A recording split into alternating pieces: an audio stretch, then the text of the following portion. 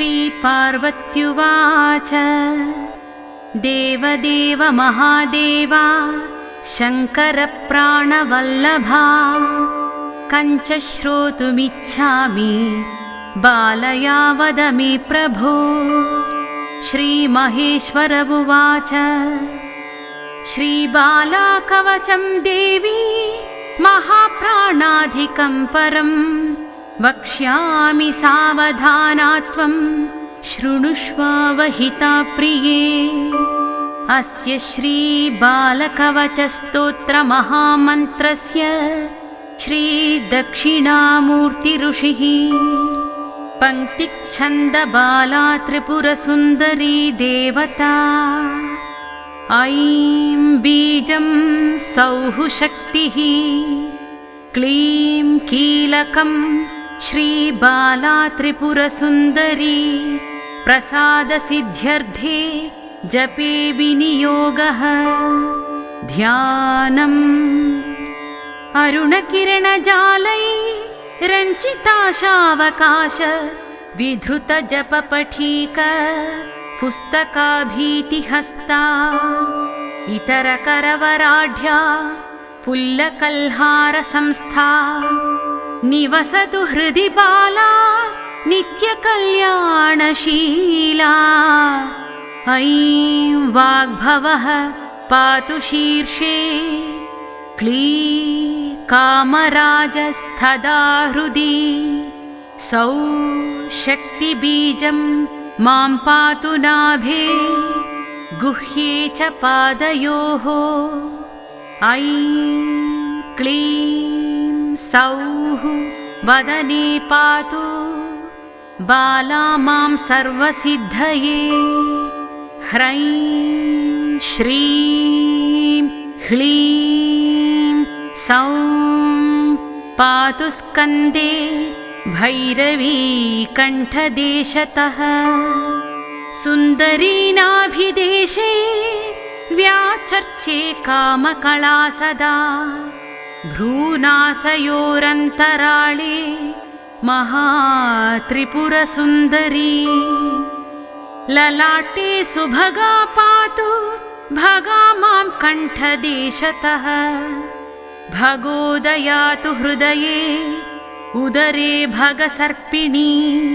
भगमाला नाभिदेशे लिङ्गे पातु मनोभवा। गुह्ये पातु महावीरा राजराजेश्वरी शिवा। चैतन्यरूपिणी पातु पादयोर्जगदम्बिका। नारायणी सर्वगात्रे सर्वकार्यशुभङ्करी। ब्रह्माणी पातु मां पूर्वे दक्षिणे वैष्णवी तथा। पश्चिमे पातु वाराही ह्युत्तरे तु महेश्वरी। आग्नेयां पातु कौमारी महालक्ष्मीश्च नैऋते। वायव्ये पातु चामुण्डा चेन्द्राणी पातु केशके। जले पातु ममा माया पृथिव्यां सर्वमङ्गला। क्लीं मां सर्वतः पातु सकलः ह्रीं पातु सन्धिषु। बले स्थले तथाकाशे दिक्षु राजगृहे तथा। क्षूं क्षें मां त्वरिता पातु सह्रीं सक्लीं मनोवा। हंसपाया महादेवी परं निष्कळदेवता। विजयी मङ्गलादूती कल्याणी भगमालिनी। ज्वालामालिनी नित्या च सर्वदा पातु मां शिव। इत्येतकवचं देवी बाला देव्या प्रकीर्तितः। सर्वस्वं मे तव प्रीत्या प्राणवद्रक्षितं कुरु।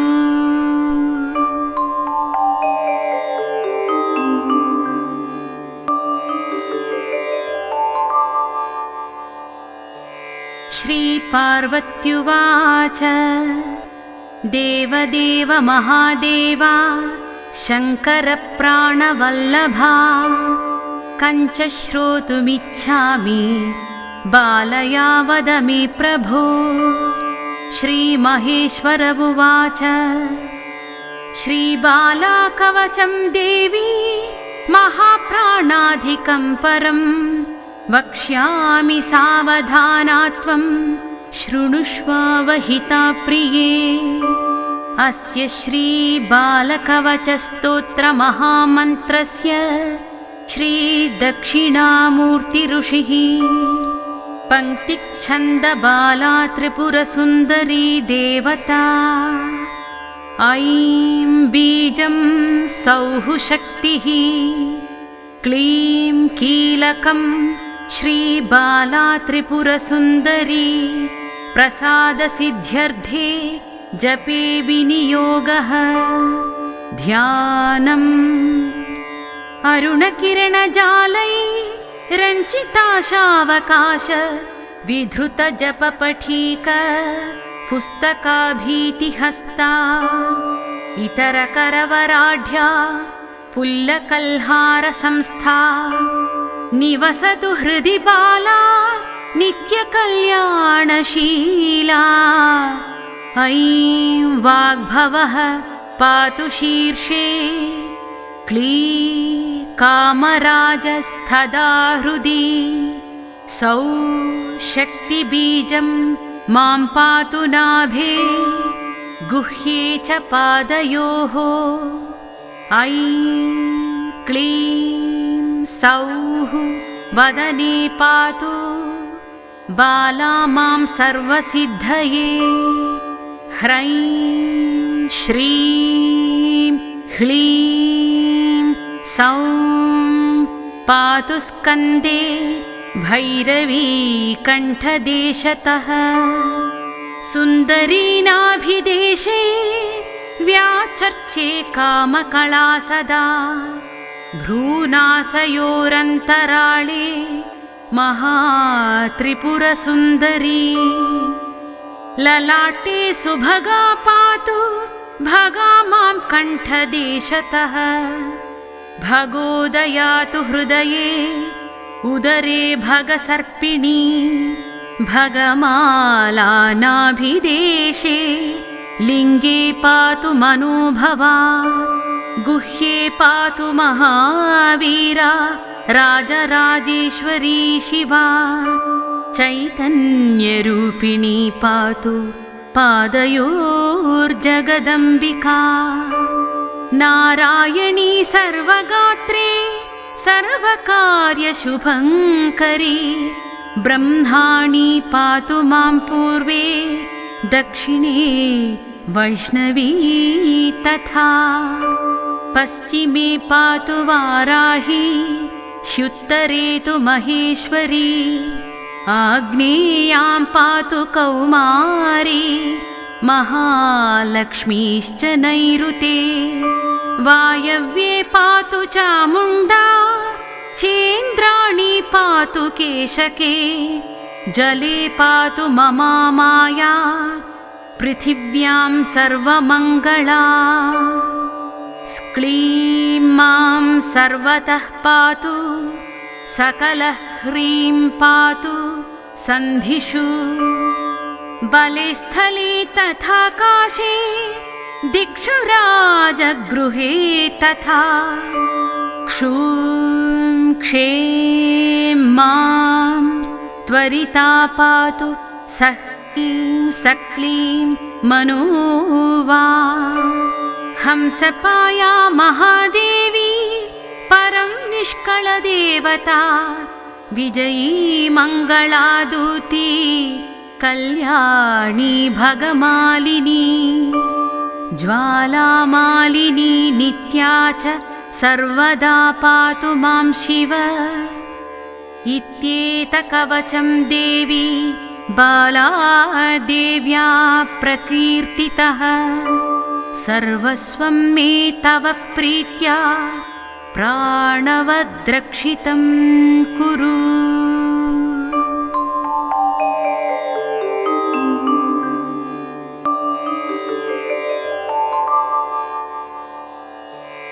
श्रीपार्वत्युवाच देवदेव महादेवा शङ्करप्राणवल्लभा कञ्च श्रोतुमिच्छामि बालया वद मे प्रभो। श्रीमहेश्वर उवाच श्रीबाला कवचं देवी महाप्राणाधिकं परं वक्ष्यामि सावधानात्वं शृणुष्वावहिता प्रिये। अस्य श्रीबालकवचस्तोत्रमहामन्त्रस्य श्रीदक्षिणामूर्तिऋषिः पङ्क्तिच्छन्दबाला त्रिपुरसुन्दरी देवता। ऐं बीजं सौः शक्तिः क्लीं कीलकं श्रीबाला त्रिपुरसुन्दरी प्रसादसिद्ध्यर्थे जपे विनियोगः। ध्यानम् अरुणकिरणजालै रञ्चिताशावकाश विधृतजपपठीक पुस्तकाभीतिहस्ता इतरकरवराढ्या पुल्लकल्हारसंस्था निवसतु हृदि बाला नित्यकल्याणशीला। ऐं वाग्भवः पातु शीर्षे क्लीं कामराजस्तदा हृदि सौः शक्तिबीजं मां पातु नाभे गुह्ये च पादयोः। ऐं क्लीं सौः वदने पातु बाला मां सर्वसिद्धये। ह्रैं श्रीं ह्लीं सौं पातु स्कन्दे भैरवी कण्ठदेशतः। सुन्दरी नाभिदेशे व्याचर्चे कामकला सदा भ्रूनासयोरन्तराळे महात्रिपुरसुन्दरी। ललाटे सुभगा पातु भगा मां कण्ठदेशतः। भगोदयातु हृदये उदरे भगसर्पिणी। भगमाला नाभिदेशे लिङ्गे पातु मनोभवा। गुह्ये पातु महावीरा राजराजेश्वरी शिवा। चैतन्यरूपिणी पातु पादयोर्जगदम्बिका। नारायणी सर्वगात्रे सर्वकार्यशुभङ्करी। ब्रह्माणी पातु मां पूर्वे दक्षिणे वैष्णवी तथा। पश्चिमे पातु वाराही ह्युत्तरे तु महेश्वरी। आग्नेयां पातु कौमारी महालक्ष्मीश्च नैऋते। वायव्ये पातु चामुण्डा चेन्द्राणी पातु केशके। जले पातु ममा माया पृथिव्यां सर्वमङ्गला। क्लीं मां सर्वतः पातु सकलः ह्रीं पातु सन्धिषु। बले स्थले तथाकाशे दिक्षु राजगृहे तथा। क्षूं क्षें मां त्वरिता पातु सह्रीं सक्लीं मनोवा। हंसपाया महादेवी परं निष्कळदेवता। विजयी मङ्गलादूती कल्याणी भगमालिनी। ज्वालामालिनी नित्या च सर्वदा पातु मां शिव। इत्येतकवचं देवी बाला देव्या प्रकीर्तितः। सर्वस्वं मे तव प्रीत्या प्राणवद्रक्षितं कुरु।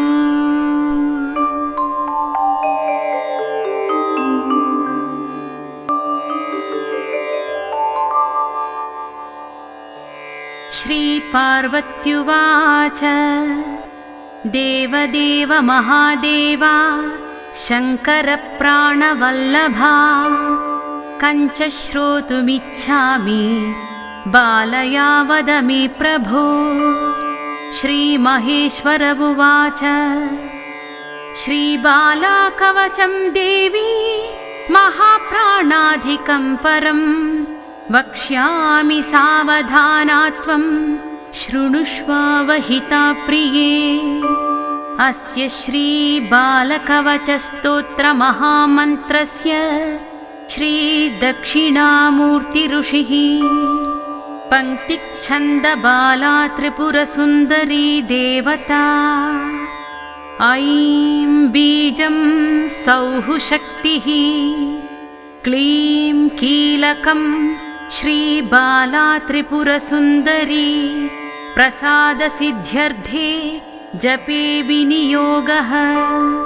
ध्यानम् अरुणकिरणजालै रञ्चिताशावकाश विधृतजपपठीक पुस्तकाभीतिहस्ता इतरकरवराढ्या पुल्लकल्हारसंस्था निवसतु हृदि बाला नित्यकल्याणशीला। ऐं वाग्भवः पातु शीर्षे क्लीं कामराजस्तदा हृदि। सौः शक्तिबीजं मां पातु नाभे गुह्ये च पादयोः। ऐं क्लीं सौः वदने पातु बाला मां सर्वसिद्धये। ह्रैं श्रीं ह्लीं सौं पातु स्कन्दे भैरवी कण्ठदेशतः। सुन्दरी नाभिदेशे व्याचर्चे कामकला सदा। भ्रूनासयोरन्तराळे महात्रिपुरसुन्दरी। ललाटे सुभगा पातु भगा मां कण्ठदेशतः। भगोदयातु हृदये उदरे भगसर्पिणी। भगमाला नाभिदेशे लिङ्गे पातु मनोभवा। गुह्ये पातु महावीरा राजराजेश्वरी शिवा। चैतन्यरूपिणी पातु पादयोर्जगदम्बिका। नारायणी सर्वगात्रे सर्वकार्यशुभङ्करी। ब्रह्माणी पातु मां पूर्वे दक्षिणे वैष्णवी तथा। पश्चिमे पातु वाराही ह्युत्तरे तु महेश्वरी। आग्नेयां पातु कौमारी महालक्ष्मीश्च नैऋते। वायव्ये पातु चामुण्डा चेन्द्राणी पातु केशके। जले पातु ममा माया पृथिव्यां सर्वमङ्गला। क्लीं मां सर्वतः पातु सकलः ह्रीं पातु सन्धिषु। बले स्थले तथाकाशे दिक्षु राजगृहे तथा। क्षूं क्षें मां त्वरिता पातु सक्लीं सक्लीं मनोवा। हंसपाया महादेवी परं निष्कळदेवता। विजयी मङ्गलादूती कल्याणी भगमालिनी। ज्वालामालिनी नित्या च सर्वदा पातु मां शिव। इत्येतकवचं देवी बाला देव्या प्रकीर्तितः। सर्वस्वं मे तव प्रीत्या प्राणवद्रक्षितं कुरु।